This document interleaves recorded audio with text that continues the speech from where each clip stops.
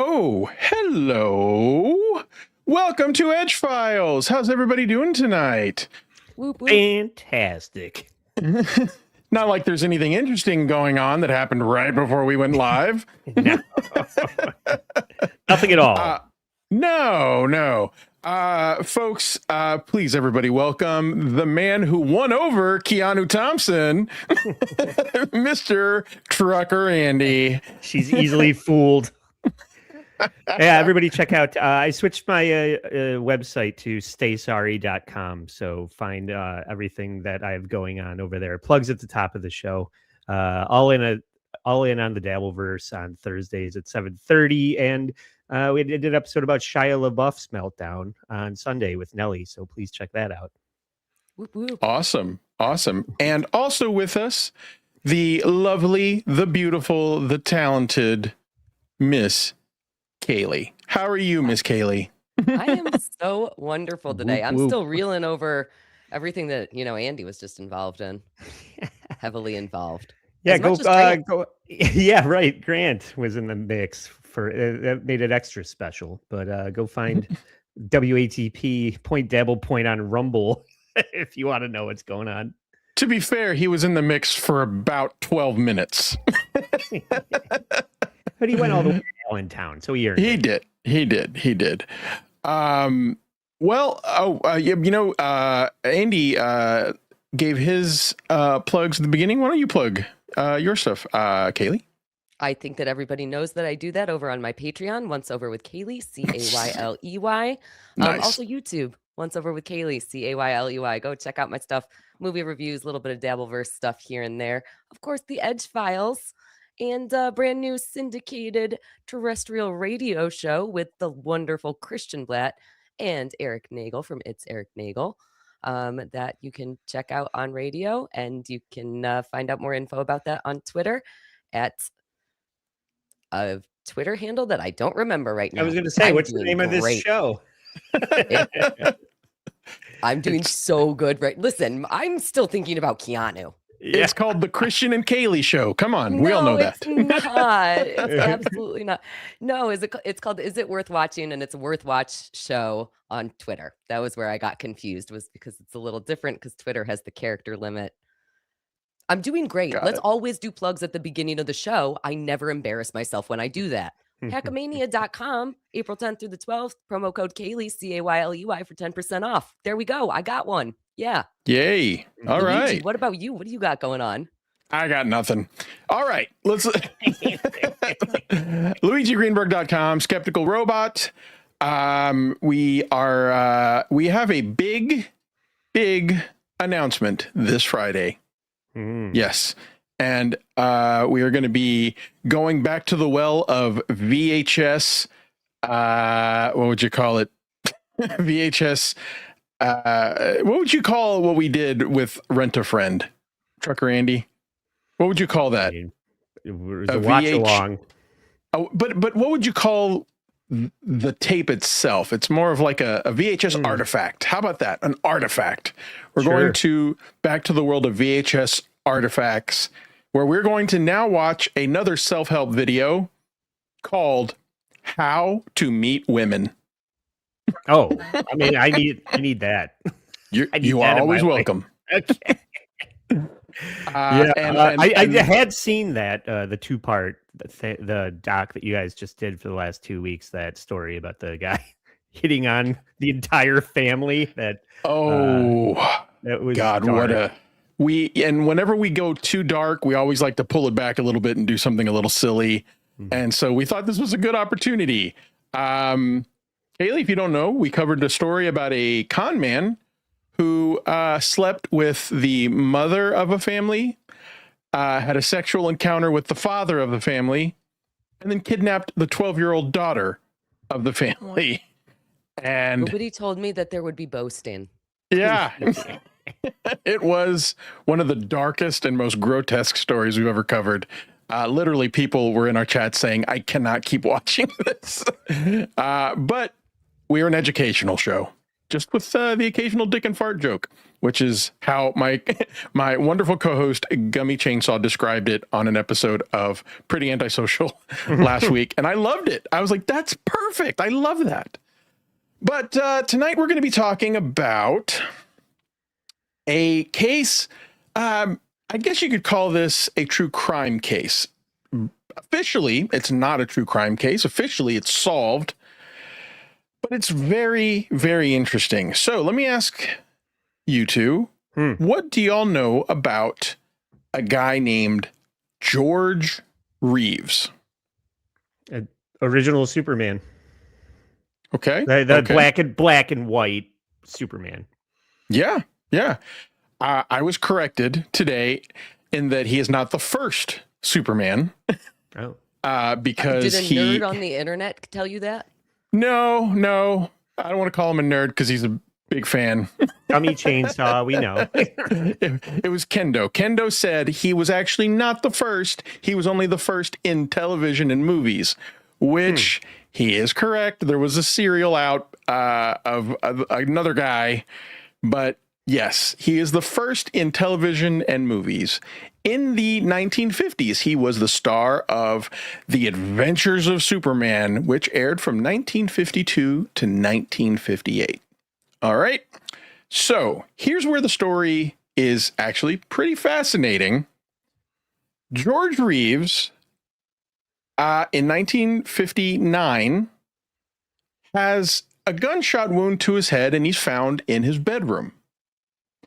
The LAPD at the time immediately within 8 days concludes that they have solved it and it is a suicide, that he held a gun to his head, to the side of his head, and pulled the trigger. However, very quickly, people did not believe the official story because there's a lot of inconsistencies with the crime scene. And then also, once you add in the context of his life at the time, there's a lot of people who might have had something to do with his death. It's a little cryptic, I get it, but that is what we're going to be talking about, is the circumstances and the inconsistencies of George Reeves' death. Now, let me ask you, y'all don't know anything about this case, this suicide case? I don't. I think that I might know some of the details of this, but they feel very hazy. So I'm looking forward to a refresher. Well, I promise you that I am going to probably, even if you do know it, there are a few things that kind of slip under the radar that aren't well known. So I still might throw something out at you. Now, this story was fictionalized in a movie called Hollywoodland, where Ben Affleck played George Reeves. And the story, for the most part, accurately tells conspiracy theories that have developed. So the movie itself isn't exactly true, but the conspiracy theories that it proposes to the audiences are kind of what we're going to be talking about, which are the really interesting part. Best role, right? As far as I know, yeah. Gotta be. Actually, you know what I'm going to say? I recently watched the movie The Rip with him and Matt Damon. That movie was way better than I thought it could be. Like, it had no business being that good. All right, just throwing that out there because I typically hate Ben Affleck, but I will say he's a great director. Gone Baby Gone is still one of my favorite movies. Anyway, all right, so let's. I feel like this is going to be an episode where we're going to be doing a lot of talking because it's very dense and there's a lot of story. But let me give you just a quick overview, okay? So, when he is found dead, the date is June 16th, 1959. He has been playing Superman for over 6 years, from 1952 to 1958. It has recently been canceled, but is also in negotiations to possibly come back. Now, when he's found in his home, he is entertaining guests. There are 4 people in his home who are awake and drinking. It is 1:30 in the morning, and one of those people is his fiancée. So, Was These one are of them all also Christopher Walken, or was that just Natalie Wood? And I'm mixing up stories here. one of them was Matt Damon, actually. So we're going to get to why they're there, who they are. We're going to get to all of that. But I do feel like some of this just kind of I need to kind of predispose you to some of the things we're going to see. Now, You're setting the scene. Exactly. Now, keep in mind, again, the official story is that he committed suicide. But let's start off with talking about some of the inconsistencies or just things that didn't make a lot of sense with the crime scene. And then we'll get into the details, okay? Yeah. So here are a couple of things that were odd about the crime scene. One, there were no fingerprints on the gun. And he is found naked on his bed with the gun between his legs as he has his feet over the bed, like his knees bent, like as if he was sitting on the bed, and he fell backward. Okay. No fingerprints on the gun, no gunpowder residue on his hands, which there might be kind of an explanation for that. We'll get to that later. The bullet that killed Wait. Reeves. Did they check his penis for gunpowder residue? If he was naked? You think his penis pulled the trigger? I'm just saying. I've seen impressive things with dicks before. Yeah. How do you prepare, Luigi? Yeah. That's what everybody. You know what would be funny is they walk in and he's got just a full-on boner because he's laying on his back. Yeah. They're like, oh boy, all right. Everybody avert your eyes. Rigor mortis, indeed. The bullet that supposedly, went through his head from basically one ear to the other ear, the middle of his head, was found in the ceiling. Okay. Yeah. Defies All right. physics, but okay. But these are some of the things, and we're going to go into some of the details. And then the spent shell casing that was spent from the gun was found under his body. Okay.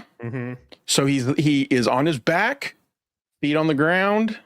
The shell casing, they had to roll him over to find the shell casing underneath him. Yeah. Yes, it's weird. And again, the bullet is in the ceiling. All right. Now, get this. There's no gunpowder residue on his face either. So some people have devised that meant that he was shot from a distance as opposed to having the gun directly pressed up against his head. So here's the question about that. Back when this happened, you said what year was this? 1959? 1959. Okay, so in 1959, that might have been a little bit harder for us to deduce. Obviously, now we have much better technology. I assume that people have reinvestigated this case since 1959. Do we have better technology to be able to determine information like that? I think we have better technology, but not for this case because it's still unresolved, at least from the conspiratorial standpoint. Again, LAPD immediately declared suicide, and that's officially how the case closed. Now, were the other people that were attending this cocktail party cops? Is this like a Karen Reed thing? No. Good one, though. However, there might be some suspicion amongst his guests. Rich and famous guests. Maybe. We'll get to that. Okay. All right. Now, here is one of the major plot points about one of the major inconsistencies that becomes a major plot point of the conspiracy theories is that in addition to the bullet that is in the ceiling, there are also two additional bullets found in the floor. Test shots. Yeah. Okay. Yeah. Failed attempt. So this is a weird one, but and again, so all of the witnesses agreed that they only heard one gunshot and that there was no sign of forced entry or other physical evidence that a second person was ever in the room with him while they were drinking and carrying on. Okay, so I feel like that sets the stage for the video package that I have prepared for us. It's going to go deeper into the details from there. So, All right, any questions before we get started? How big was his penis? I hear, if you have to imagine Superman's penis, it's pretty girthy. Okay, cool. Thank you. That answers everything. I'm gonna play this package. Luigi, you're gonna take control from here of the package. Yeah, but do you want to read? Well, I see we have a couple of super chats. Yes, Sure. you take full control of my package. I'm going to have one of you guys read these because my glasses are not on today. Woody from Syracuse for 5. Hey, Cayley, thank God you didn't go to Allentown. SJ said he might have had COVID. By the way, I'll get in touch with you soon. I know you've been busy. I have been, and Sounds like a threat. I was sick anyway. So Donna G for 19. Way to go, Kendo. Love this nerd community. I don't know what nerd you're referring to, but the nerdiness of knowing who Superman is. yeah. I'm sorry, I did not give it the absolute best detailed introduction by saying he was the first one in television and movies. I apologize. Dummy. Daddy Poopy for 2. Thanks for the 2. Edge Files, indeed. Slower and softer tone Luigi. Yes, agreed. I was reading. Yeah.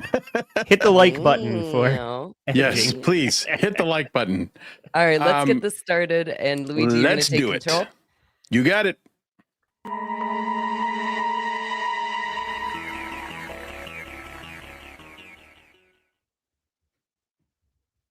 It's June 16th, 1959. Hollywood wakes up to shocking news. George Reeves, TV's Superman, is dead. Just 45 years old, found in his bedroom with a bullet in his head. The official word? Suicide. But from the start, things don't add up. It's a Monday night. George and his fiancée, Lenore Lemon, go... Okay, so I got to stop it here just because there's going to be a lot of names thrown out. And so I just kind of want to stop it to get this in everyone's brain. Lenore Lemon is George's fiance. Fiance of less than 6 months, or I should even just say his companion for less than 6 months. They have been dating for less than 6 months, and she is his fiance. All right. And one other interesting part of this is that this is June 16th. They had planned to get married on June 19th. What a tragedy. Who's Interesting. gonna pay the caterer? Interesting story. You know what's funny? That actually kind of does play an element in the story. You'll see. It just looks like an episode of 30 Rock now. That looks like Alec Baldwin on the left and it does, Lemon doesn't on it? the right. Yeah. She has a real sourpuss face. All right. dinner and drinks. Lots of drinks. That's not unusual, especially for Lenore. She's 10 years younger, a wild party girl by all accounts. They get home around 11. Their house guest, a New York TV writer named Robert Condon, is there.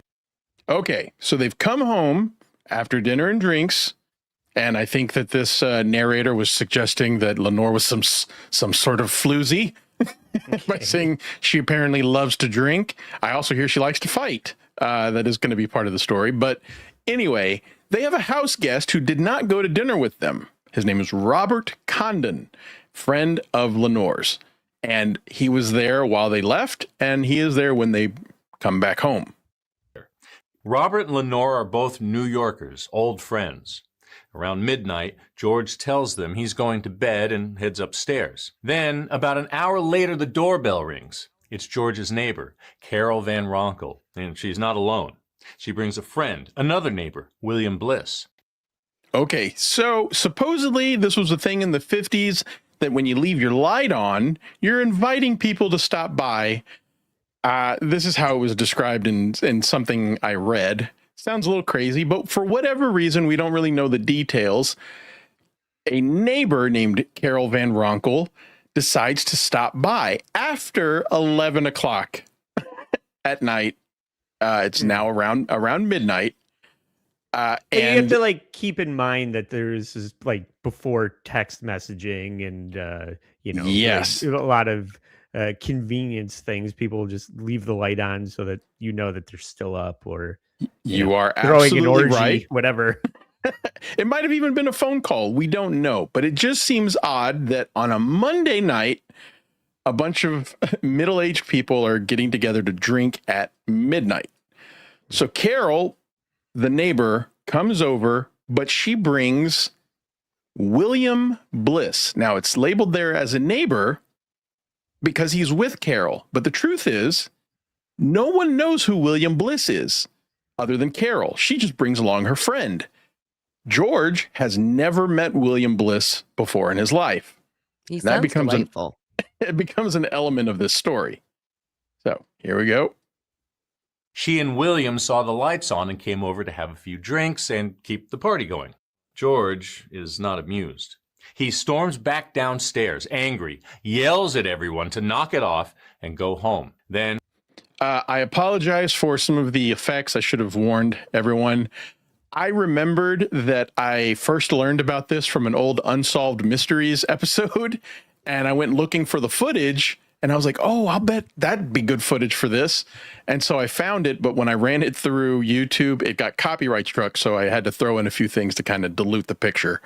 But this is, Smart. footage from Unsolved Mysteries, but this is detailing the story. They're all partying. There's 4 people downstairs being loud and obnoxious, and George comes down and says, knock that shit off. I'm trying to sleep. stomps back upstairs. Lenore makes a comment, a bizarre one. She says, well, he'll probably shoot himself. A second later, they hear a drawer open upstairs. The house is small and the walls are thin. This isn't some mansion. Lenore speaks again. He's getting the gun out now. Then, bang, a shot. Lenore says, see there? I told you. Are we following along with what's going on there? She is a fortune teller. Maybe. She knows the future. She definitely Possibly. knows. But supposedly everyone testifies that she basically was calling him a baby. Saying, oh, baby's upset. Now he's going to go into his room and kill himself. And then boom. So everyone apparently says that this happened. Everyone, all 4 people say that she says he's going to go upstairs and kill himself. Now, I read a few unverified reports that say that the reason she did that was because he had been threatening to kill himself, and she was being a bitch and was rubbing it in his face and trying to embarrass him. It's like, oh, he's been saying he's going to shoot himself. Oh, he's going to go shoot himself. Oh, you're going to shoot yourself. You're going to cry. You're going to cry in your big pillow. We're all sick of hearing about it. Just do it already. Just do it already. Now, unfortunately, that story cannot be verified, and the other witnesses do not say that happened, but they say that she did predict, or if you want to call it predict, that he was going to go shoot himself, and then they hear him do it. All right. So then we have the crime scene. William races upstairs and finds George dead, naked, lying on the bed, a German Luger pistol on the floor. At least that's the version the cops got from 4 very drunk witnesses in quick, surface-level interviews before they all went their separate ways. Reeves was found naked, lying on the blood-soaked bed with his feet on the ground. He had been shot in the right temple. A bullet casing was found under his body, and a 9mm German Luger was on the ground between That his is feet. not at all where I imagined the gun. That seems odd, right? Seems like an No, odd place for the how gun you to be. described it, I thought it was like right next to his PP. Oh, okay. I should have I said might between have his been a little feet. distracted by the naked thing. I think he had penis on the brain. Yeah, that might have been my problem. All right. I'm back in. But yes, I got the scene now. Here we go. Yes. Blood splatter traveled all the way to the ceiling, where the bullet was lodged. When they asked Lenore, how did you know he was about to shoot himself? She shrugged, called it intuition. And that wasn't the only strange thing. There are no fingerprints on the gun, none, and no gunpowder on George's hands. So how did he pull the trigger? And what about the bruises on his face and chest? Now, that is an interesting part, just for the sake of time and trying to compress this story, that after they take him and they do an autopsy, George Reeves's mom was so unconvinced that he had the capability of killing himself, she hires a private investigator who has a second autopsy done, and they find bruising on the body that had not been reported on the original report. That's what he's talking about. And that's another element that was just kind of inconsistent.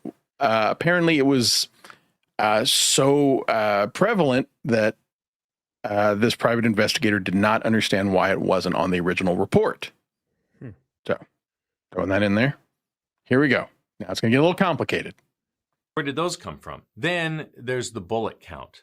Everyone downstairs swears they heard one shot, just one. But investigators find 3 bullet holes, 2 lodged in the floor, and the fatal one is buried in the ceiling right above the bed. They also find a shell casing under George's body, which doesn't line up with normal ballistics. Then there's the body. No note, no history of depression, no warning signs, and George is completely naked. Strange, considering he wasn't known to sleep that way. So these are all things that come to light during the investigation, that George is not known to sleep naked. We don't know why he is. Why it would be are weirder there... to sleep naked. Even if you were known to sleep naked, I'm not sleeping naked when there are 4 people in my house. Yeah. That's a very good point. But also, we're going to come to it, but you bring it up now. We might as well bring it up now. Between the, they say, the very short amount of time of him marching up the stairs, was he naked when he came down the stairs? Because that would be something they would definitely remember, but was not included in any of their reports. They were very drunk. That's true. Yeah. He's boning down naked. He's known to have an orgy naked, and somebody this party was kinky. It's like He was hoping. Bob Crane style, like gunplay in the bedroom. He was prepared. He's like, look, you never know. You never know when you need to be ready for an orgy. Yeah. Superman and I have all of this in common. You know, it's like my kryptonite is bullets as well. So there's a lot there, which is there's 2 bullet holes in the floor, 1 in the ceiling, blood splatter on the ceiling, no prints on the gun, and a bullet underneath him. And again, Yeah. He's naked. We might be getting to this at some point. Does the lovely Lenore try to explain away the 2 bullet points and bullet What a wonderful holes question. in the What a floor? wonderful question. That is literally the next couple of seconds. Okay, Here we because go. if I was going to murk my husband, I would be like, yeah, that was from when he tried to do that before, but failed. That's Right? a better answer than she gives. Oh boy. Even stranger for someone allegedly planning to end his life. Despite all that, police call it a suicide, case closed. No further investigation, no charges, and no answers. So if George didn't pull the trigger, who did? I thought it was the next. I thought it was the next part. I was wrong. Okay, Oh. so we will get to it eventually, but I just want to answer your question up front. They do ask her, what are those 2 other bullet holes? And her answer is, I was just messing around. Oh, she's stupid. I'm bad at loading a gun. That is her answer. And why there wasn't a follow-up question to what the fuck does that mean? I don't know. But she's quoted as, I think I got that right. We will get to it. It is part of this package. But yeah, she gives this vague, dumb answer of, I somehow accidentally shot the floor, but that's all the details I'm going to give. You know, I got to quote the great Keanu here. And on International Women's Day, how could you be saying things like this? That did make me laugh. It's a clear-cut case of a loser of strip poker dovetailing into losing at Russian roulette. That's Yep. It's cut and dry, Detective Johnson. Case closed. Oh, and also I didn't mention this part is that by the police accounts, after the autopsy, they believe that there was a 45-minute gap between him shooting himself and them calling the police. Well, they were drinking. Just throw that out there. Mm-hmm. And I don't know if we really got it. I think I might have stopped right over it.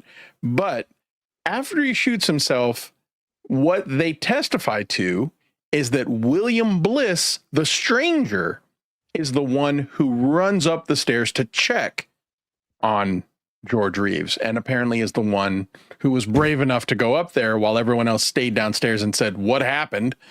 Yeah. And the Lemon's stranger, like, it's fine. Yeah. He's fine. This happens all the time. he just wants attention. He's just playing with his pet gun again. He just got it. He just got Pet that gun. Luger. He wants to fucking play with it. Well, George was a gun collector, so we're going to learn a little bit about that. But here are the theories about suicide, because supposedly more than one person testified that he was, despite what that narrator said, there's basically a split camp where some people apparently testified that he was showing signs of depression, while other people said he was not. But the people who said that he was showing signs of depression say that he had really hit a standstill with his career after Superman got canceled, and that he was so typecast that he was having trouble finding work as an actor, because at the time, people just didn't want to give him a chance because they only saw Superman. And also at the time, TV was not what it is today, and it was actually considered to be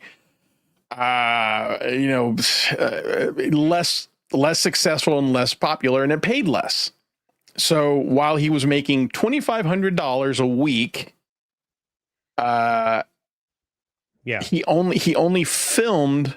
Shit, I forgot the numbers here. He was making $2,500 a week and only filmed, I believe, like 20 episodes a year. So, that's like the opposite of the Three Stooges scenario, where they just kept telling them that they weren't worth anything and working them to death. And yeah, they just believed it. Supposedly every episode took. Am I right? Supposedly every episode took a week, and he had a very, very stable income, but not enough for the entire year. Just those 20 weeks of the year, something like that.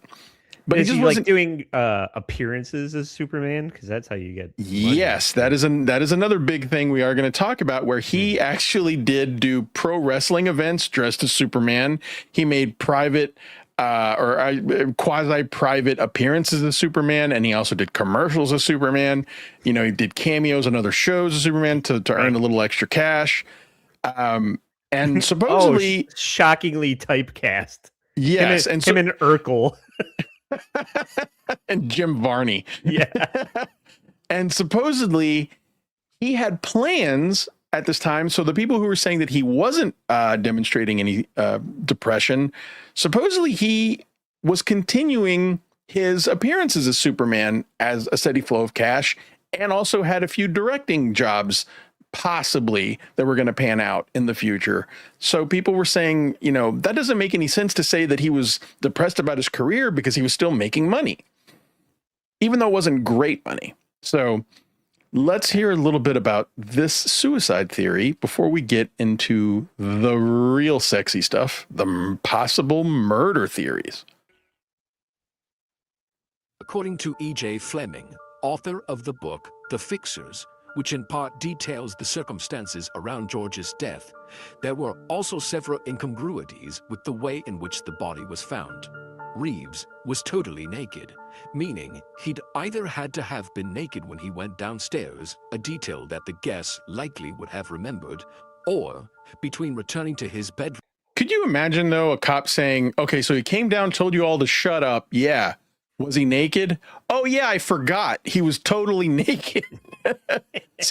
Does seem like something that would be really kind of up front. Be the first thing that came up. Yeah. So Room and shooting himself, he would have had to strip to the nude, an uncommon occurrence in suicides. The location of the body, bullet, gun, and shell casing relative to one another are also somewhat suspicious. Fleming argues that George most likely would have fallen forward, not backwards onto the bed. So that's a very interesting thing. And of course, this is all theoretical. We don't know that this is an absolute science, but supposedly based on how he was sitting and, the bed, basically the physics would be that his butt would have been a little further down and that the gravity would have taken his head forward as opposed to backward, which I have to say makes sense. The thing that makes the least sense is that he was shot in the temple, but the bullet's in the ceiling. So that means you would be laying down like this on the bed with the gun underneath your head. We are going to get into that, but go ahead. I think I can play devil's advocate here, right? Please. You're nervous because you're scared to do what you're about to do because you know that you're going to prove Lenore correct on International Women's Day. It's going to be very embarrassing for you posthumously. In front of all her friends. In front of all of her friends. You're butt ass naked. People are talking about your penis, 70 years later on the internet. But all I talk about. You're nervous. You're going like this. This is the position that you're in. You're going, oh my God, what am I going to do? Maybe rocking back and forth. That can both cause the fall backward and the bullet in the ceiling. Boom. Done. Solved. Possibly. Mystery solved. Case Possibly. We are going to hear from someone who actually pretty much believes that. Yeah. That same theory and shows it. Because duh. I'm demonstrating it right now. Yeah. For the bullet to make it to the ceiling, George's head would have had to have been nearly horizontal at the time of firing. For this to have been true, one would expect the gun to have been found either on George's side or still in his hand, not on the floor between his feet. Finally, the bullet casing would likely have been on the floor, not underneath the body, according to that Flynn. part I can't explain. Reeves is Well, That's a weird one. I think I could though, because Go for it. Do it, Andy. So I don't know the design of the Luger, so I don't know which way the bullet, ejects the case. But if you fire it and then it looks like it's up against the wall. So if it maybe like ejects out the side, it hits the wall and it ricochets off the wall and underneath him when he falls back. Great observation. And then, but let me stop you because we're actually going to have somebody show exactly the projection of the bullet casing. Okay. I'm just spitballing now. I'm happy to be proven wrong. What you're saying though is pretty much in line with what he says. Yeah. So as far as like where the gun is, maybe your hand just like falls and it's a mattress. It just bounces and it bounces off of the bed into like a random place that it ends up at. Yeah. We all know about bouncing on beds. Penis. You do. All right, here we go. His mother publicly contested the suicide theory, convinced her son would not have killed himself, and there were no reports of a suicide note. There are some reports that, before a full autopsy could take place, the body had already been embalmed, or at least washed, meaning traces of gunpowder that would have been on his hands or face had he fired the gun himself were long gone. So we can't tell if the gun residue testing was actually inconclusive or if it was not done at all. So that becomes a gray area in our theories because we just don't know. So when they say there's no gun residue, it's kind of an asterisk by it by saying, well, it also might not have been tested for that yet. Mm-hmm. But incompetence is relevant. Yes, very much so. Also possibly corruption because this is 1959 Los Angeles. Mm-hmm. Some reports also detail unexplained bruises on his body. And according to Fleming, George's trainer who had seen him earlier that day did not see any bruises on him. That's the bruising I was talking about. And supposedly, George was a boxer and had been seen earlier that day training. And his trainer says, I never saw those bruises before. Odd. Just another little drop into the mystery bucket. In addition to the one that had passed through George's brain, 2 other bullets from the same gun had been shot through the floor of the bedroom. When asked about these, Lemon claimed one was from an accident a few days prior when she was, quote, fooling around with... Oh, fooling around. I'm sorry. I said messing around. Apologies. Dumb bitch. I know. I hope Kendo doesn't correct me on that one. So many kinks. But yes, fooling around. the Luger. No explanation was ever given for the other bullet. Despite this, No follow-up questions. Nothing. How insane is that? It's 1959. Where's the money? Tell me where the money is, Luigi. Mm. All right, we're getting to it. LA Police Chief William Parker told the press he believed the extra bullets were of no significance. Soon after George's death, Lemon left for New York, never to return to LA again. She gets on a plane, goes to New York, never to return. Now, there's actually a few more details about that we're going to get to, but keep that in mind. So now, let's talk about Starting with the one suspects. closest to his heart and maybe the most dangerous, Tony Mannix. Now, this is a name we have not mentioned yet, but this might be the most important name of this entire story. Tony Mannix. Remember that name.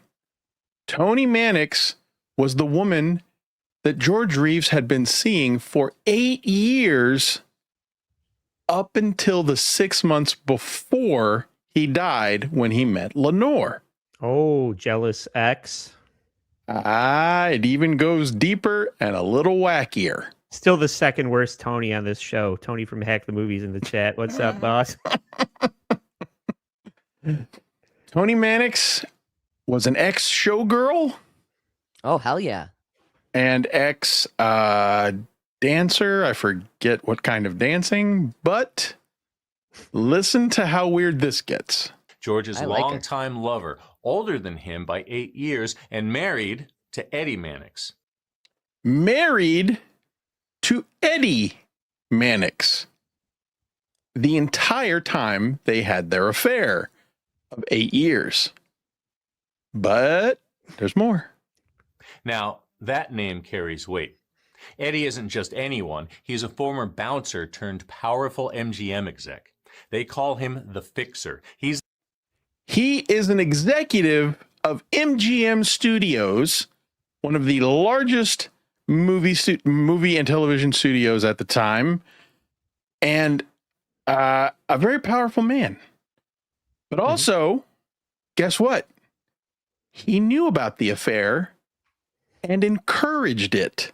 Cuck. All the kinks.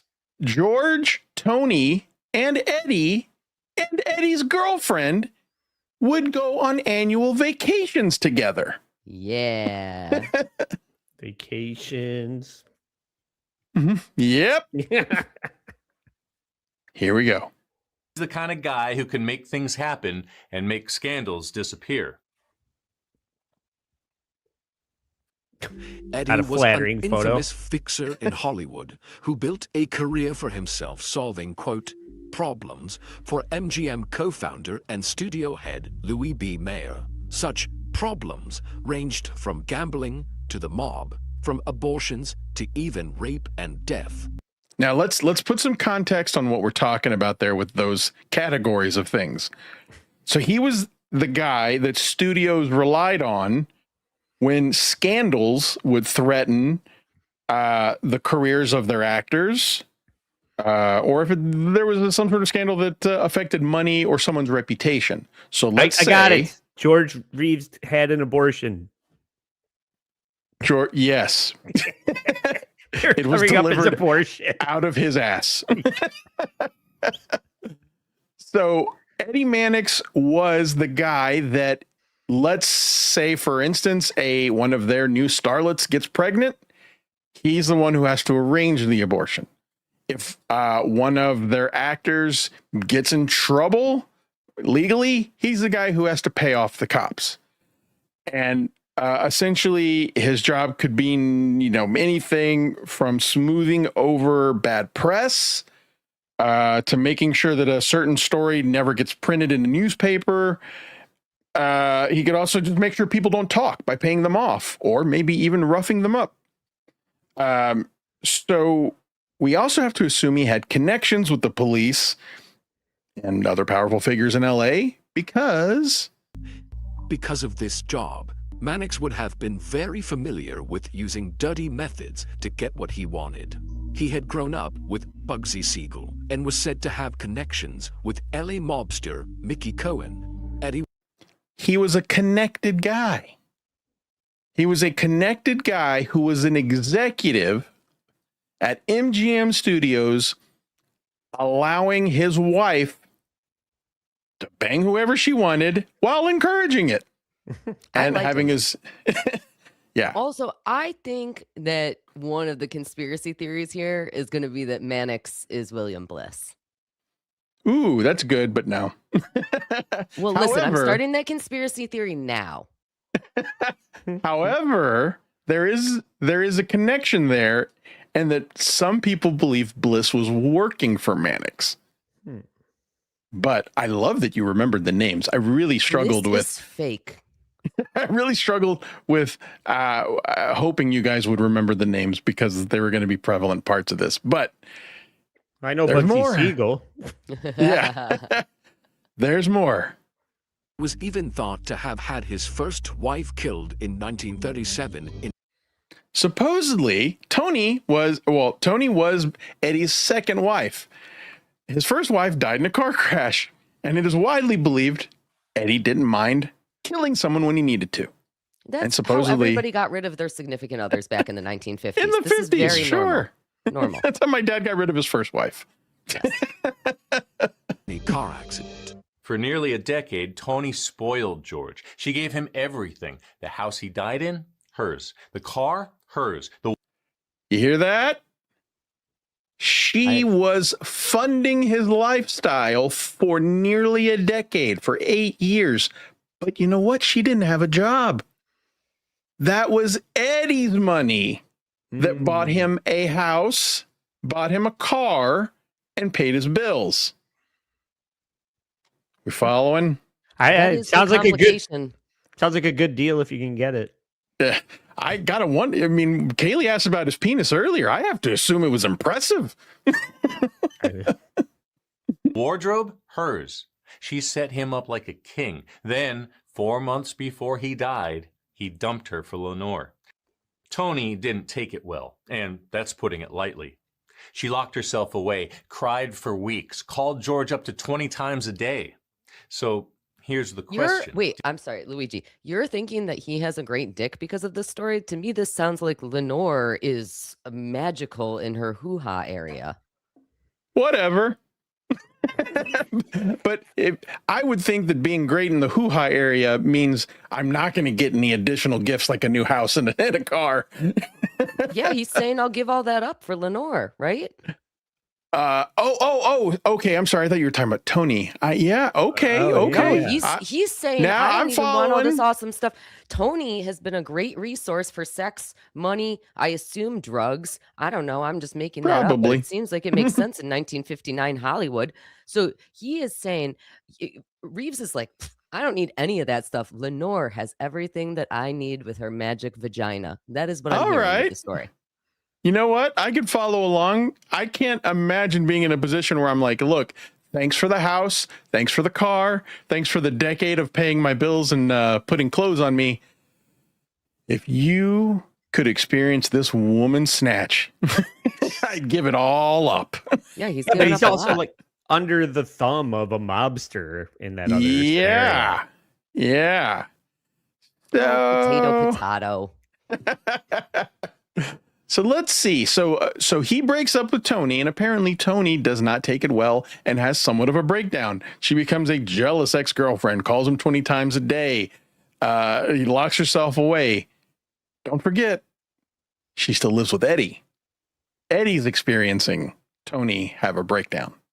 Did her broken heart turn deadly? There are whispers, and some insiders say, yes, Tony was involved. Years later, the actress who played the original Lois Lane spoke out. She told the authors of Hollywood Kryptonite about a chilling phone call at 4:30 in the morning the day George died. It was Tony Mannix. Panicked, hysterical. She was hyperventilating. She said, "The boy is dead. He's been murdered." So the woman who played Lois Lane gets a phone call the day that George dies from Tony saying they killed him. Now, of course, that means nothing. It's complete hearsay, but it's interesting. But how did she know so fast? The news hadn't broken yet, so was she there, or did she know someone who was? Hollywood knew all about Tony and George. They were an open secret. And here's the thing. Her husband, Eddie, didn't care. He had his own women. They even double dated, took trips together. But if you humiliated Tony, you had a problem. So that goes back to what I'm saying, where he's now having to deal with Tony and her heartbreak. And we're going to learn that it goes pretty deep, that she might have really had a severe mental breakdown after that happened. And Eddie had a temper. Superman dumping your wife? That's not a good look for a studio heavyweight. So maybe Eddie didn't just get mad, he got even. Author E.J. Fleming details that George survived a series of suspicious accidents in the months before his death. Now, this is going to get really fucking wacky. I just want to back up to the theory that the Hollywood studio muscle guy is saying that the guy that his wife is sleeping with on the side, dumping her, is a bad look for him. That's a weird. It is weird way to process that. It is weird conviction, but I do get it in the fact that he's sharing living space with her, and we're going to hear a little bit more about how basically you're living with a woman who's just like just running around, acting wacky and crazy and crying and having this full nervous breakdown. He's like, "What do you want me to do?" She's like, "I want him dead." He's like, "Fine." Yeah. You know? Yeah. But it's like the fact that your wife's cheating on you, that's the bad look. The guy that's cheating, that your wife is cheating with, dumping her, that's a good thing for you. Yeah, okay, I see what you're saying. It seems kind of backwards. Yeah. To me, this sounds more like the predecessor to the polyamorous relationship, right? They both had their side pieces. They both were doing vacations. They were doing some swinging. They were having a wonderful, happy, healthy sex life that they really enjoyed. The problem with that is probably when it came to the quote humiliation of Tony.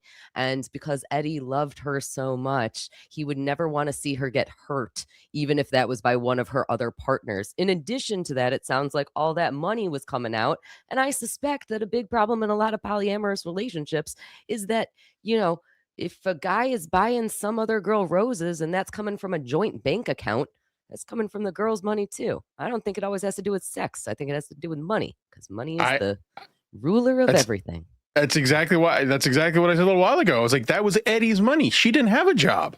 Tony didn't do anything. Was there? And I'm with Cayley. Cayley knows. I totally agree with that. And it is, it's a weird thing. Naked when he died. At penis out. Which would jive with Eddie's modus operandi. In April, for instance, George...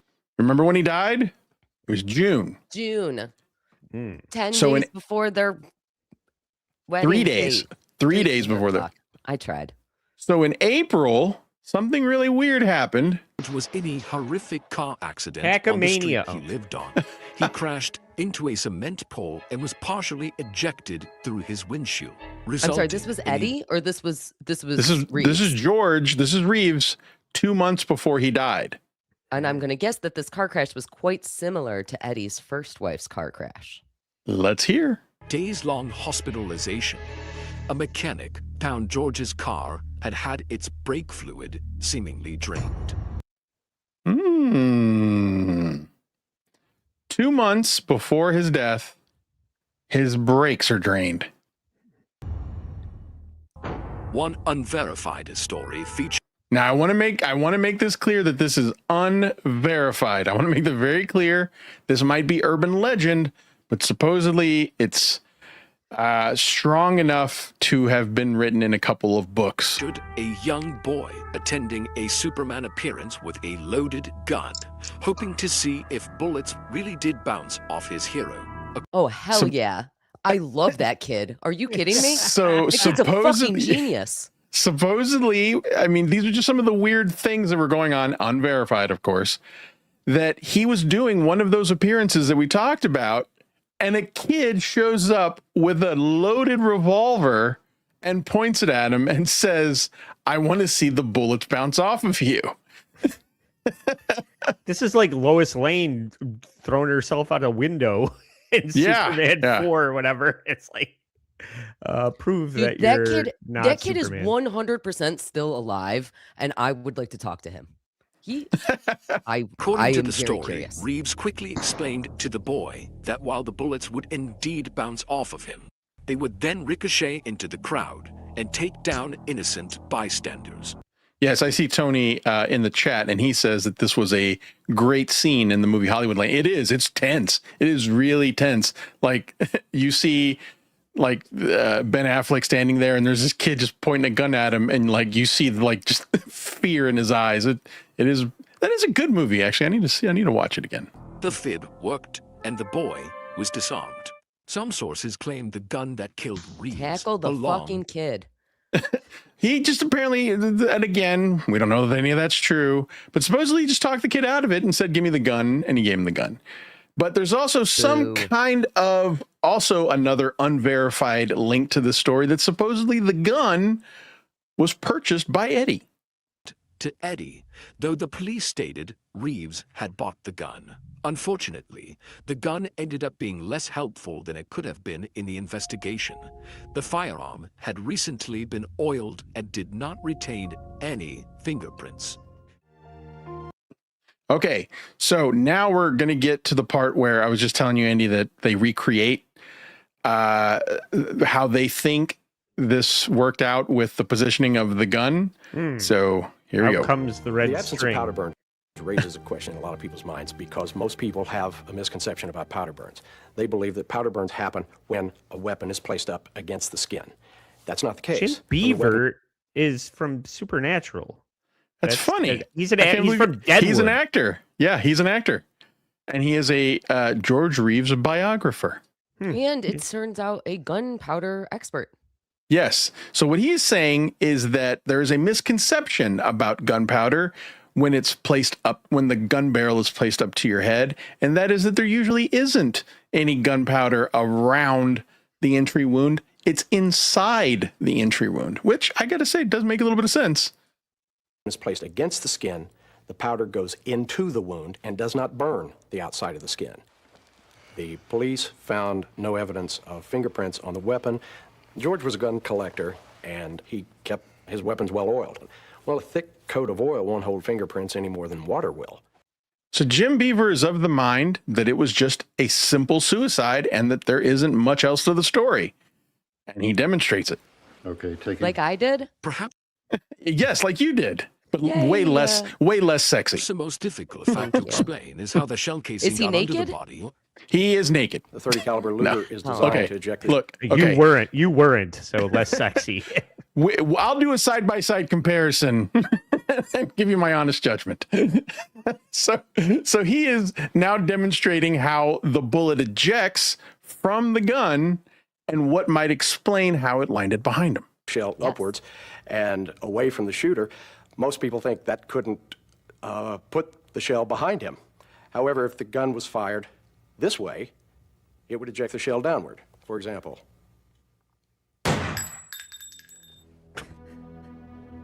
According to he killed a cameraman that day. Yeah.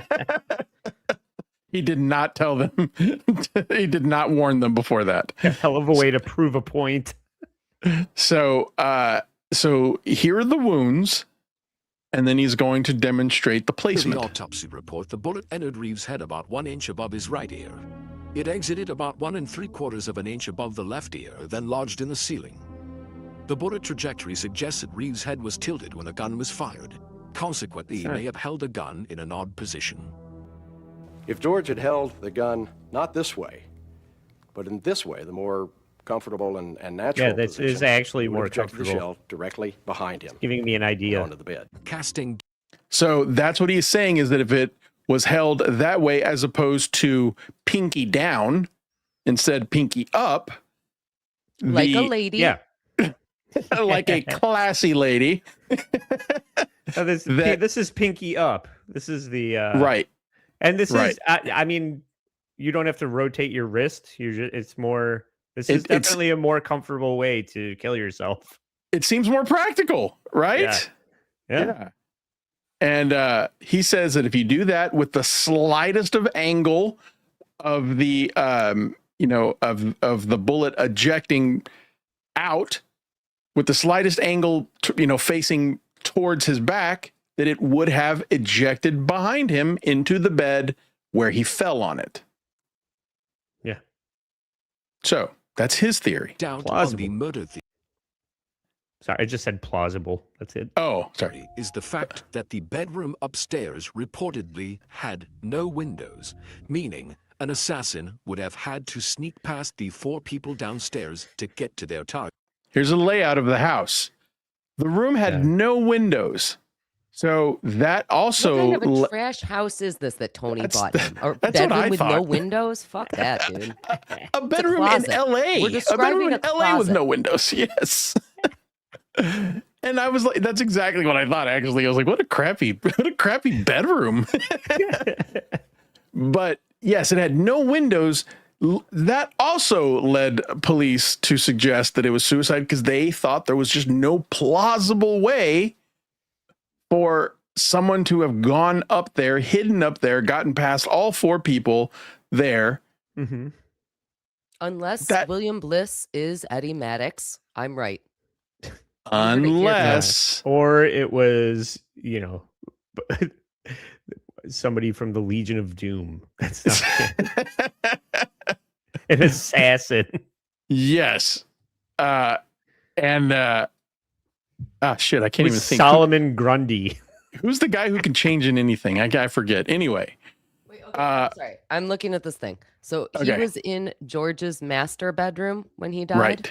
right. Okay. The red. So at first the of all, top. that is an insane fucking room to not have windows in. Let's talk about That that. is. First of all, That's And huge second of all, too, right? That appears to be a chimney that leads into it. If I So am to Santa trust Claus did this it. bullshit. Yeah, I know that it's June, but maybe. Jeff wants you to know that it's Metamorpho. Metamorpho. That's who it was. Thank you, Jeff. I couldn't think. Or Martian Manhunter. Oh, okay, that's a good one too. Yes, I was thinking of Metamorpho though. Okay, so actually, back to Cayley's point. I know you're joking, but there is a theory that there was a hitman waiting in the room, and that William Bliss was in on it, insisted on being the only one up there, and somehow helped this other hitman escape. That's a theory, but we really don't have much to prove that. But I also just really hate this mock-up of this house because that is clearly a window into that bedroom. We're looking at the red, In the back. right? Yeah. Yeah. That's a window in that room. I'm looking see, at the I would window. I think it's a skylight. Sure. It's in that's the roof. a window. It's a roof. All A right. skylight is a form Skylight. of window. Kleenex Sure. and tissue, Oh, you're baby. not- Semantics. Beef Strippins also Yes. said Clayface. That's a good one too. Okay, Clayface. The Clayface is probably the one I should have gone with. You're Yes, Clayface. right. Some people point to William Bliss's appearance as being suspicious Oh, I knew for it. this reason. Perhaps Bliss, who, recall, was essentially unknown to Reeves, but nevertheless at his house at 1 a.m. on a Tuesday, was used as a distraction while a second man went upstairs to kill Reeves. This would also explain why Bliss was the one to dash upstairs after hearing the gunshot, despite being the one least connected to the actor. Remember, he was a stranger. He was a total stranger, but he's the one who goes and tries to see a naked man. No, see no. that he's okay. Okay, allegedly they did not know that he was naked. Also, if I'm the I know. stranger, I'm absolutely running up the stairs. That is a I really, know. really bad source of logic. If I am the potential grieving fiance, I am not going to be the first person to run up the stairs when I hear a gunshot. That absolutely is going to be the person who knows everybody the least. That is a dumb theory. I hated that. Okay. No. Well, I do Disagree. agree with you. It's a dumb theory.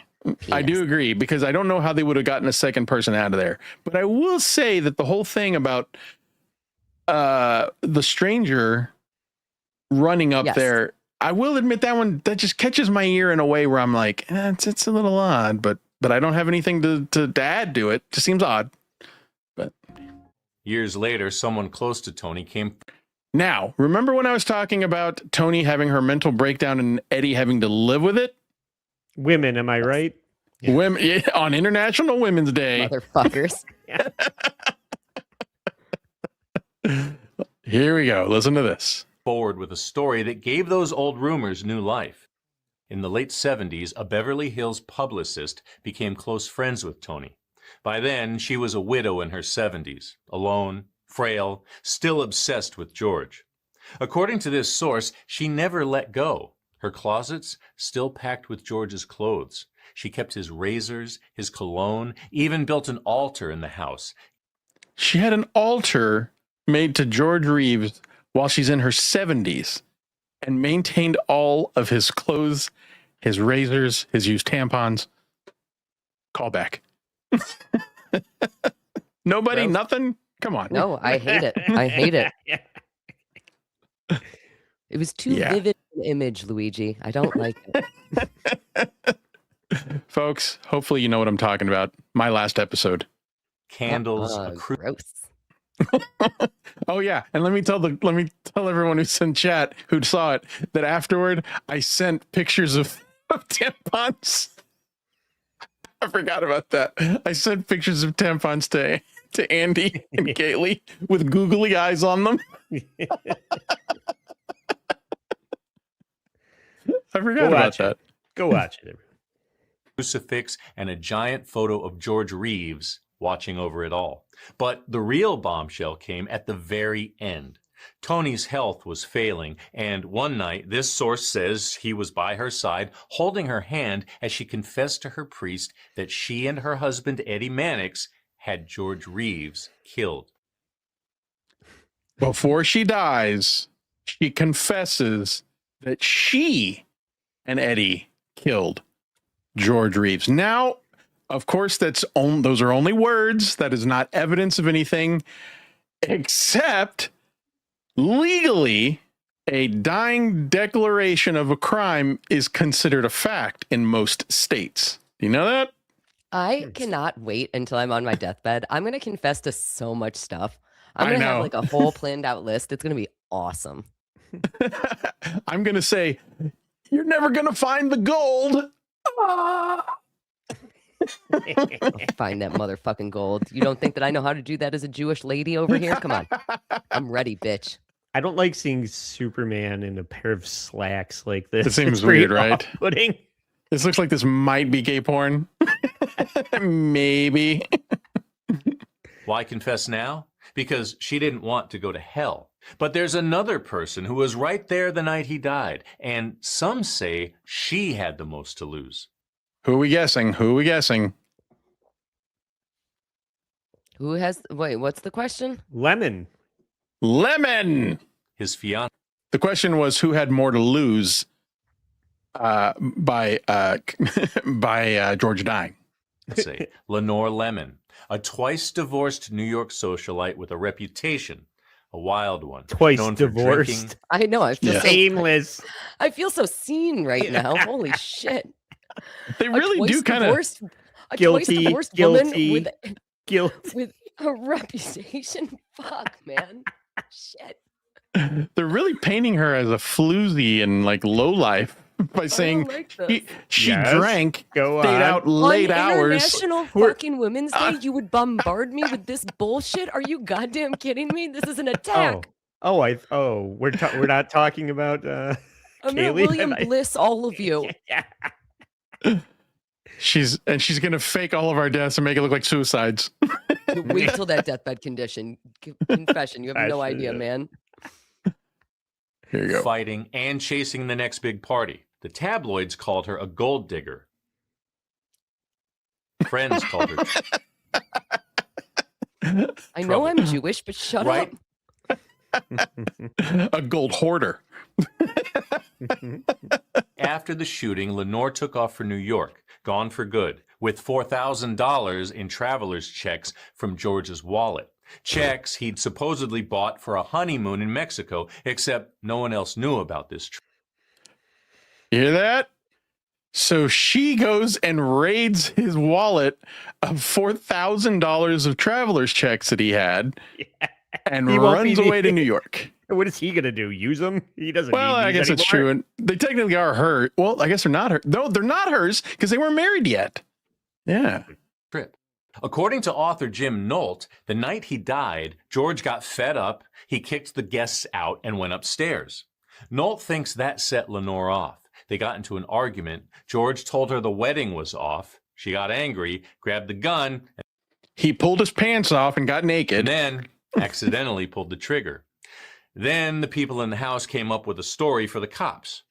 She lived the rest of her life in New York and died in 1989. But before she passed, she spoke to a young reporter and dropped one last bombshell. She claimed the whole story about her predicting looks like a George's gay suicide from the living room that night was made up. So you remember the whole thing about her predicting his suicide? Yes. Supposedly, she says, I never said that. But everyone testified to it. I don't really have any explanation. Just seems very, very odd that everyone had the exact same story, but then she says, no, it didn't happen. Well, obviously, it's the most damning piece of evidence of everybody saying, "Yeah, you said that." What's she gonna say? Oh, yeah, I definitely did. Maybe, but she's now about to die. Doesn't seem it would serve her well, but whatever. According to her, William Bliss came up with it. So what's the truth? Was she covering for someone or trying to clear her own name before? Did you hear that? William Bliss is the one who came up with the story. William Bliss is the one that said she predicted that he was going to kill himself. So I have to say that's pretty odd. Again, the stranger, the guy that nobody knew, tells this story and it takes off and gets a life of its own. I'm just Or the saying that end. I think it's Eddie. I'm just saying that if I turn up dead, it's probably Cayley. If How I many turn up dollars dead, do you have that I can steal? if I turn up dead, it's $400 some in woman in my life. traveler's checks out the ass dude. over here. I'm That's in, funny. baby. Let's go. We need to make this movie, and like William Bliss is obviously that big fat bloated Eddie Mannix in a wig, in a bad wig, and it's just like, yeah, I'm William Bliss, because that does sound like a made up name. One thing's for Gay sure. porn. Many of George's friends and family never believed he took his own life. They say he had no reason to. In the 1950s, George Reeves was Superman, the Man of Steel, a household name. He made 100 episodes at $2,500 a pop. Pretty decent money for a guy who only auditioned for what he thought was a low-budget throwaway role. The show was filmed fast and dirty, sometimes 5 episodes in a single day, but it took off. And before that, George had been so broke he was digging septic tanks just to get by. So this is a He guy loves who was digging not in the dirt, is what I'm hearing. Yeah. And he was not a guy who was used to wealth. And then he starts dating this woman who is older than him, likes keeping him around, probably just, makes him eat or snatch a couple times a week and gives him a house for it. Who would turn that down? Don't be gross, Luigi. Of course not. Why would I ever? On International Women's Day of all days. Have a little respect. That house was worse than the septic tanks. No bedroom windows. Shut up. and then gives him a car, then pays his bills, and takes him car too. Ugh. takes him on vacations. And I mean, who wouldn't pass that up? And then he decides to break away, have a life of his own, and then dies. It's a crazy story. Yeah. Superman changed everything until it didn't. After the show ended, the cape became a curse. Casting directors stopped calling. He was typecast, stuck in a role he couldn't escape. And that's why, according to Lenore Lemon, he pulled the trigger. She told reporters George was depressed, washed up with no future. But was he really? Supposedly, he was actually in line to play the inspector in Psycho with Alfred Hitchcock.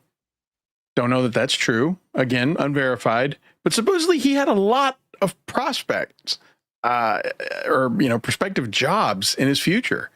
And so that's where people have argued that to say that he was depressed over his job wasn't right. But again, it's all speculative.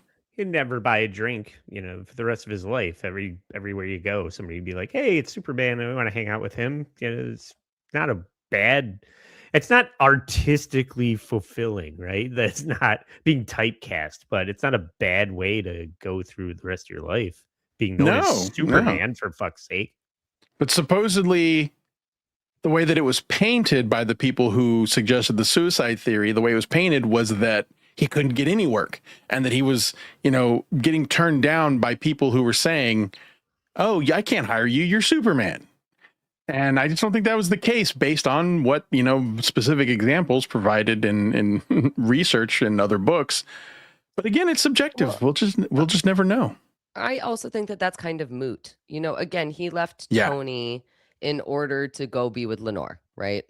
And that means that he was giving up all this money, all this class, all this pussy, all this whatever the hell she was giving him, because he loved Lenore that much. And I don't think that most men who fall deeply in love and only 6 months later they're probably still deeply in love. It probably doesn't matter what's happening with their career. Like, honestly, it's fair.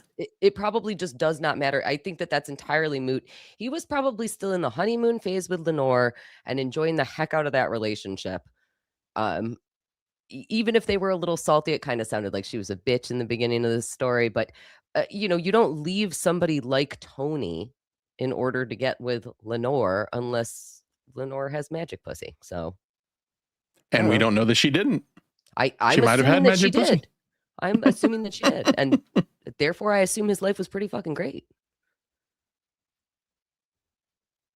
I wish there was a way to combine the magic pussy with the money and the free house and the car. Well, okay, so then again, I think that the work stuff is moot. I think that most men would choose happy sex life over happy work life. Maybe I'm wrong about that. You guys can tell me if I'm wrong about that. But if the work stuff is true and he did have all of these prospects, then that means that he both had magic pussy, work prospects, which means money prospects. So he had a very, very profitable life, suggesting that Lenore's pussy was as great as I am assuming as it is. Let's talk more about pussy. Yes. You're welcome. That's the next episode. So here we go. Not much more to go. Just summing up the story, or just wrapping up the story. Why would Superman kill himself? Jack Larson believes that Reeves was despondent over his lack of work. So I was depressed, and So this is the original Jimmy Olsen, who says he believes that Reeves was depressed. accepted instantly that he had committed suicide. Others say he had plans, big ones. He was working on a live wrestling tour, tapping into his real-life background as a champion college wrestler. He was even scheduled to appear in an exhibition boxing match in San Diego the very next day. He'd already directed several Superman episodes and was pushing to land more work behind the camera. He wasn't talking about endings, he was talking about next steps. So what really happened that night in Benedict Canyon? Did he take his own life, or did someone else pull the trigger? There is evidence to support all three theories about his death. I think there is evidence to support suicide. There is evidence to support tragic accident, and there is evidence to support murder. The only people who know are no longer with us.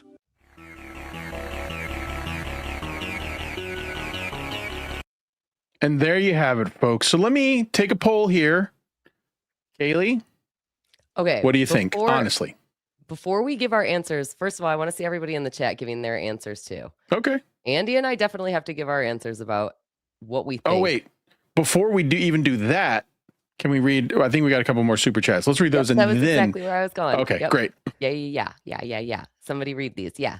Mm-hmm. Carl 0967. Thanks for the 2. Luigi Greenberg. Geek. Carl. Hit the I like blocked button you. if you think. Hit the like button if you think Luigi's gay. Damn it! I have to. Carl. Fior Grimaldi 4120. Thanks for the 5. Cayley, I sent you a video of Tony saying he still hasn't forgiven you for reviewing Dumb and Dumber 2. He's such a crybaby. Hyped for Girls Month. Listen, Tony from Hack the Movies can suck a dick. Also, I thought that I responded to you. Maybe my message didn't send. You sent me a video that I couldn't hear any audio on, so I'm glad to know what it actually said. Stupid Tony. I'll never forgive him for that bullshit. Tony's fault. I'll never forgive him. I think there was one more, wasn't there? Was there? Did I miss something? Boop, boop, boop. Oh, yes, you are correct.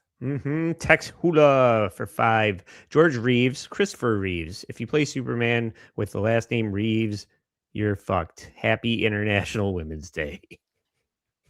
And it truly is a happy International Women's Day today. The happiest. I know one woman who is super happy over on Point Dabble Point. Happy to meet me. I am going to say that I have been getting some updates about Stuttering John's live stream right now. We are going to make our predictions about Reeves, and we're going to say what we think if he got murdered or if he went to Greenland or whatever the heck he did. But I am getting updates about what's happening on Stuttering John right now, which is that Carl is back to being great. Because he attacked Keanu? Yes. Stuttering John is calling Keanu a whore and praising Carl. Praising Carl? Yeah. And also, I am no better than Keanu because I am just a sex worker. And also, Ava is standing up to him. Completely unrelated to Keanu. So there is going to be a lot to talk about in the Dabbleverse. But instead of talking about the Dabbleverse, let's figure out. That's not what we do over here. Andy, what do you think? What do you think about this one? Tell me what your conspiracy theories are. I feel that the Bliss guy, like somebody being up in the room and it being a tag team type of setup seems like it has to be the case. That William Bliss guy was kind of working with the Hollywood muscle. Okay. That's my theory. I mean, I don't have a well worked out scenario, but that's my. I'll wait while you write one down. No, but that seems most plausible to me. But. All right, I got one. I'm going to fill in the blanks where Andy can't do it. I'm still going with Eddie Maddox is William Bliss, and because he has such powerful connections. You think it's the same guy? Yeah, he has such powerful connections that he was able to trick everybody into thinking that he was not a guy named William Bliss. I mean, not a guy named Eddie Maddox. He is the same guy. He made everything up. Everything is fake. But I always think that a woman has to be involved because women are the devil. So I think that Tony was the second man in the room, in the windowless room. And I think that the two of them did it together. I think the deathbed confession was true. Murder. Most foul. Pretty Luigi, good. what do you think? I think it was aliens. Aliens came down. God damn it, Luigi's This is all right on your them. idea. You know, I gotta say, ultimately, I think it was suicide, but I just can't can't get those other facts out of my mind. I think ultimately I would come to the conclusion, all right, there's enough evidence here to suggest that. All of the things that go along with suicide that were not present in the scenario, that doesn't dissuade you from the suicide theory. No. It absolutely does. I'm saying that if I have to pick one, I'm going to have to say 51% suicide. Only if I have to pick a side. So skeptic. So. Yeah, like everything, all of those other scenarios they're intriguing. They're very intriguing, but there's no evidence to link them. So, yeah. I'm throwing up some chats here. We got a lot of theories in the chats. I noticed that too, Calvertons. That was pretty bad, right? Yeah. You look terrible. What's Sean say here? I can't read that one. You're not showing... Alien? Does it say alien also? God damn it. No, it says my theory. George, I'm sorry, go ahead. Oh, George Reeves really was Superman and knew he was going to be exposed as an alien. He faked his death. Oh, yes. The bullet went into the ceiling after ricocheting off of the skin on his head. I noticed you're not showing the one of Carl saying that he agrees with me, but okay. Wait, where's that? It's right under the super chat, which you should also show. Oh, I haven't gotten to that. I have not gotten to that one yet. I'm still way up above that. Oh, okay. Lois Lane Day murdered. You're gonna be a Killed him. murderer. Nice. I got tricked by piss wife. Oh no. Mm-hmm. A woman did it. It's always a woman's fault. By the way, just real quick, I laughed out loud when there was a super tip on PDP today that said, "You're a horrible human being, piss face." Piss face is really catching on. Better than Shit-faced, which is shit-faced crazy. and piss-face. That's their new show with Gino and Keanu is so much better. I literally laughed out loud. That one definitely made me laugh.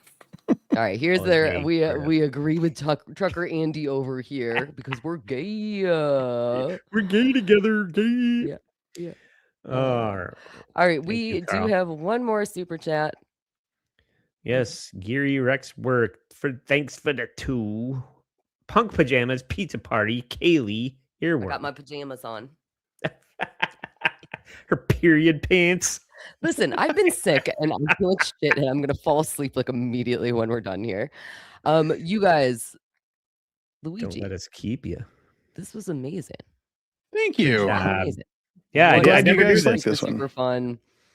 Yeah, it's crazy. And also, let me just say real quick, I skipped a lot of stuff about George Reeves' life. His life was pretty interesting too. He was born in Kentucky or Iowa. Shit. Been with so interesting anyway. Stuff after you just killed it. Well, no, now we're gonna really bring up the stuff I cut. What are you doing? This is interesting. This part's interesting. So he had a stepfather that he really admired and took his name, really admired him, and then one day his mom picks him up from school and says, "Hey, your stepdad died. Well, time for dinner," and just moves on, and just gives him nothing to remember him by, no funeral, nothing, just says he died. And then about 20 years later, he's helping his mother clean out her attic, and he finds a picture of his stepfather and just says, "Wow, I haven't really seen anything. You kind of got rid of everything with his face on it." And she goes, "I told you he died. We just broke up, right?" He loved this man and thought he was dead and had no connection with him because he thought he was dead for 20 years and was told by his mom, he wasn't dead. I just didn't know how to tell you we broke up. You should have led with Iowa. Yeah, sorry. He lived a pretty interesting life. I'm sorry, boxer, wrestler. That one, I think is what we're supposed to say here. Oh yeah, don't open with. Amazing. It took me a second. Sorry.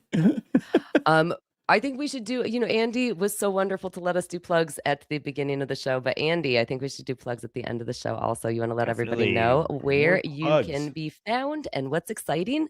Yes, I just changed the domain of the website to staysorry.com. So it's a little bit easier to type and find than allapologiespodcast.com. Forget all that. Staysorry.com. Find everything that I have going on. We just did an episode about Shia LaBeouf's interview meltdown. Luigi's getting wild over there. What do you you I'm found just a saying new hi. trick? Okay. Hi. You want me to do the Thriller dance? I can do the Thriller dance. You do it after my plugs. Okay. But yeah, go check out the Shia LaBeouf episode with Nelly that we did on Sunday, and then Thursday at 7:30, the poker game, all in on the Dabbleverse. We have 8, a bunch of people, streamers from the Dabbleverse come and talk shit and try and take each other's stakes, high stakes. So please tune in for that on Thursdays. Cayley, what do you have going on? You can find me on Once Over with Cayley, Cayley, on YouTube and on Patreon. I don't know. I don't have anything planned. I'm very chaotic right now. It's great. Everything is wonderful. So just go subscribe over there, hit the notification bell so that you can find out what I'm doing, because sometimes it's movie reviews, sometimes it's other movie stuff, sometimes it's Dabbleverse stuff. You never know. And Luigi. LuigiGreenberg.com.